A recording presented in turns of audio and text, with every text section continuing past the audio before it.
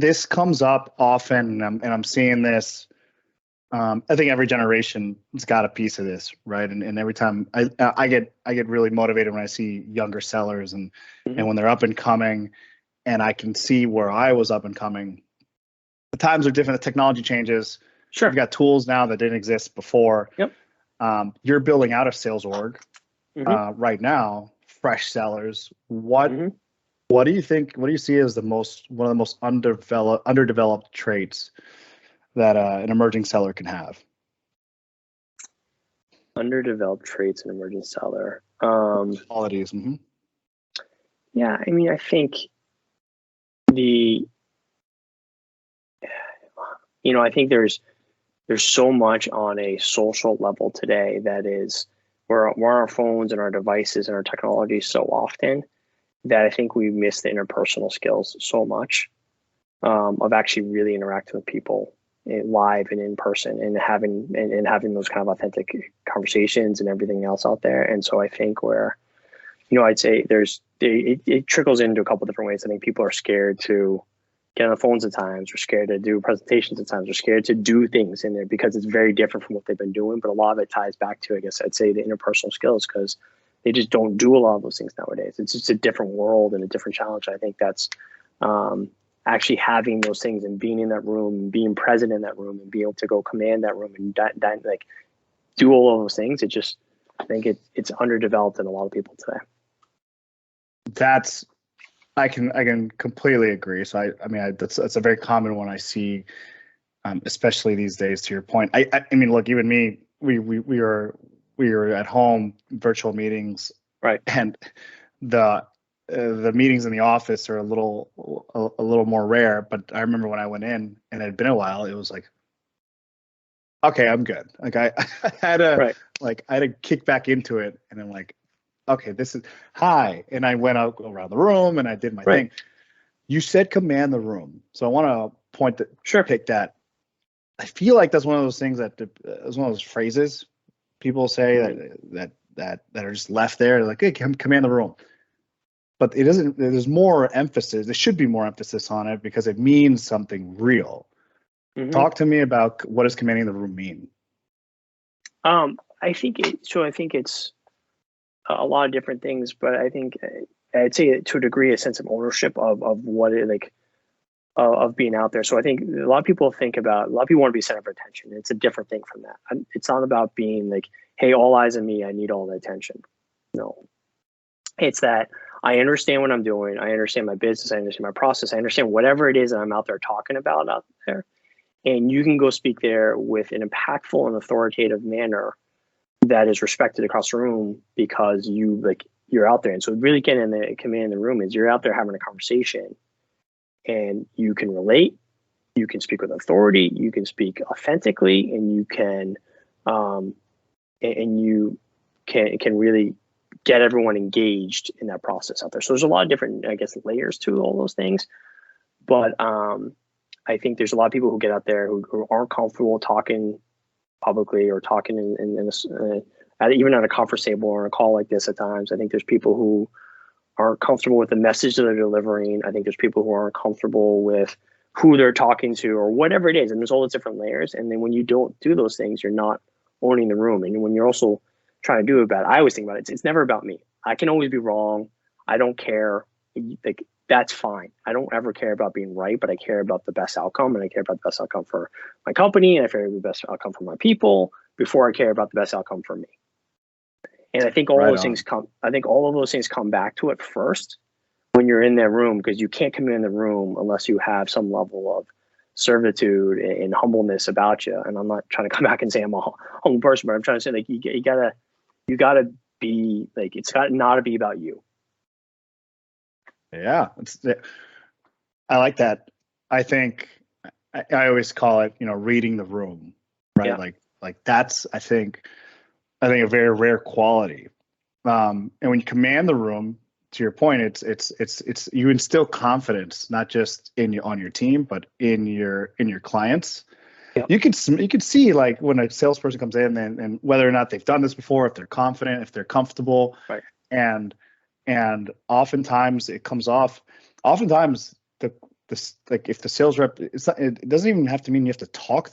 In fact, I think you talk less, and the quiet ones who are composed, and then interject or speak whenever they have something important to say or to guide the conversation, not, like waiting for your turn to speak the whole time.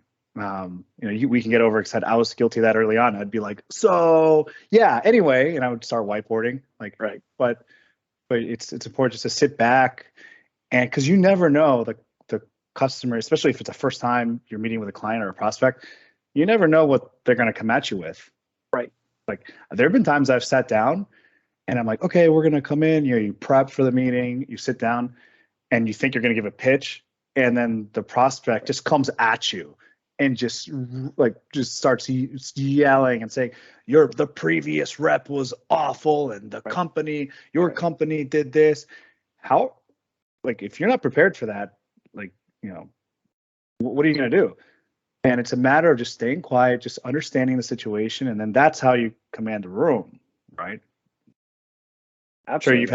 I'm sure you've had some of those stories. I have, right? And I think, I've had them. I've had them at Degnan. I've had them other places, right? I think I go back to, like, what I tell you is, a lot of it is you go back, like, I get it. I'm sorry you've had that experience. Like, look, I go through my organization and I'm leading has gone through a lot of changes there, and it's incredibly challenging and like I feel beyond sad, and it hurts me for the challenges they've had to go through, and like all those different things, and there's also ups and downs and all those other things out there. But it goes back to the same thing with the customers. Like, I can't control that. There's nothing I can do about it. I can't fix the past. I can't do all those things. About that moment you talked about, like when something bad happens, you get that bad email, a bad phone call, whatever it is. I can't fix what led up to that part of it, but all I can fix is what's going forward. And I've had plenty of those conversations and said, look, I'm sorry you feel that way. That's not who I am. It's not how I conduct myself. And I hope to show you over time. And that's all I can go do. I can't do anything else. You might not want to give me a chance, and that's okay. It's your right. It's your decision. But I'm going to go hold my head up. I'm going to be consistent. I'm going to treat you the way I think you should be treated. Well, and that sounds authentic, sounds human. I think somewhere in my career, it was like, okay, well, I could give this response, but we say just level with them or just be yourself. Sure. And you add, like, at that point, you're connecting human to human. You're not salesperson to prospect. Right. And there's a human element to it. And sometimes you just have to say, like, look, like, this is the situation. Like, I'm here.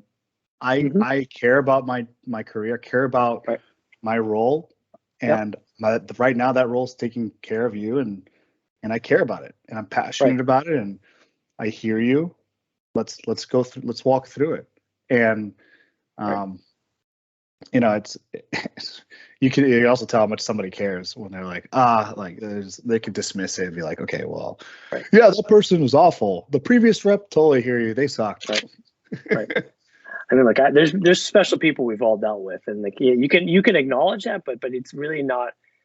It's always funny. I see people leave at companies at times, right? And they leave and like, oh, that person stunk. You're like, well, okay, maybe they did, maybe they didn't, but isn't that more of a reflection of you than it is of them if you're saying that after they're gone? Just, hey, thank you. Let's move on. Right. And that goes into a whole nother field, I think, of there's so many variables that play into a culture, into a leader.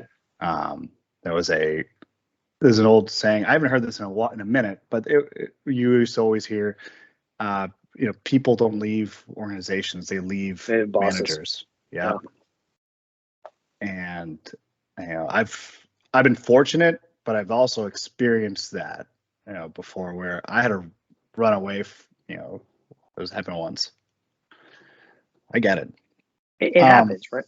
But I think like good bosses are the ones who say, look, I wish you the best of luck. And if you ever want to come back, here's the door's open too. Because sometimes you do leave those bosses because, that boss might be your favorite person in the world, but they don't have the opportunity you're looking for. And maybe they're like, look, I've helped recruit people I like a lot and respect a lot out of a job that I think would be very beneficial to me personally for them to go do, because I thought there was a better opportunity for them someplace else.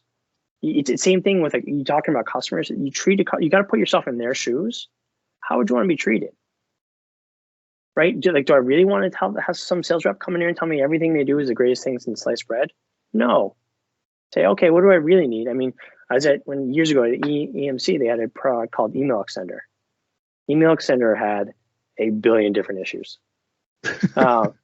And it was theory, it was a good product, but it really wasn't. The Symantec at the time had a much better product. And I remember talking to one of my customers. I was an inside sales rep, talking to my customers. I was like, hey man, look, you got that today. Honestly, I would probably just keep what you're doing there. Because I was already selling them all this stuff. What I sold them was I believe in. It was the right thing to go do. Me trying to just upsell them that little part of it that I didn't believe in, what's the point? I wouldn't want that. I wouldn't want to be treated that way. And it's a balance, right? You got to go do and you got to represent the company. But I also would look at it, I'm putting the company in a bad position because I might be selling a bad product or bad technology for a bad use case is really common that might put the rest of the portfolio at risk. They might have replaced my storage because they didn't like the email extender technology. You just brought up a really good point that I found in situations where, I don't know if there's a name for it, but you take almost a step back, but then you take a giant leap forward because of what you did. It's still a little surprising, but even with the products, the platform we sell today, Plug for Tanium, I'll be honest, and they'll want the whole portfolio, and we'll say not portfolio, platform, and we'll talk about one functionality, and we could replace this, and I will up front and I'll say, right, but here's where we fall short. We're not everything. Right. We're not there for you today. Right. We don't do monitoring for Office 365 like OneDrive. So I know that so I'm just letting you know. And the look on their faces, they're just like, wow, thank you so much. Right. That was so honest. And I'm like so I'm supposed to do. But I'm stopping you from making a bad decision. I believe in our platform. However, there are things that wouldn't make sense. And those details, maybe I'm not selling that one module, but in the long term, I just built that rapport, that level of trust that maybe wouldn't have happened before. And I'm sure with your client, same thing. They trust you much more. Wow, thank you. Right. And I think you go back to, I think people get so focused because we have quarterly goals and yearly goals and everything else like that. They get lost at times in trying to win the battle, not the war. And kind of going back to Frank's book about the war, but you can win the war by doing all the right stuff, right? And not treating people the way you want to treat them. And maybe in 6 months from now, you might have the feature, or maybe their use case has shifted and maybe your technology might make more sense for them now. But my job is to make sure that I'm taking care of my customer and I'm also putting my company in the best position possible. If I'm selling them something that doesn't really work that well, I'm putting my company in a bad position. And I'm potentially jeopardizing other things I'm doing. It doesn't help anyone. Yeah. And I think sometimes, right, we lose sight of the short term, and that goes on. I mean, there are clients that I'm sure some of your very first clients, you still could reach out on LinkedIn or something, be like, hey, and they may remember you and you've got that relationship. Right. You didn't burn it. You didn't sell them something and then just buy. Right. I think that was critical in my development. I mean, still, I got a call the other day from an old friend of mine, an old client of mine, and she was like, "Hey," and I'm like, "Hey, long time. How have you been?" And she said, "Can I buy? I need a new vendor. Can I buy everything from you?" I'm like, "I haven't been there for a long time, right? But I'm happy you thought of me. How have you been? We caught up, and I can proudly say, I can do that." I think there's some sellers that would believe the complete opposite, right? Sell, what was the phrase? Sell or die, and just just scorched earth. You can do that, but I go back to sooner or later you're going to get figured out, and so certainly that person you sold to is going to go to a different company. They're going to go talk to somebody else, and everything else, all those things are going to happen, right? And you're going to go to a different company too. And sooner or later, that you got to pay the price. And it doesn't always come right away. It comes at different times in different places. But reputations are hard things to earn and easy things to blow up. Oof, and come back full circle. There you go. Right. I mean, but you go back to like, you think about like, there's so many people I know and random people I talk to. I mean, look, I talked to the other day, my brother's boss at EMC, their second line boss, who helped me get into EMC. And I didn't talk to him probably 10 years. But he reached out, of course I'm going to help him. He's a great guy. Sure, no problem. Thank you. And like, you never know. Like I talked to one of the guys who was an inside sales rep the other day. He asked me he's like, hey man, I'm thinking about doing this. What do you think? Great. Awesome. And I get those relationships those things matter the most. And those are things how you really like people want to get the best sales guy out there is understand your customer, understand their business problems, understand what matters to them and why it matters to them. Help them solve it. So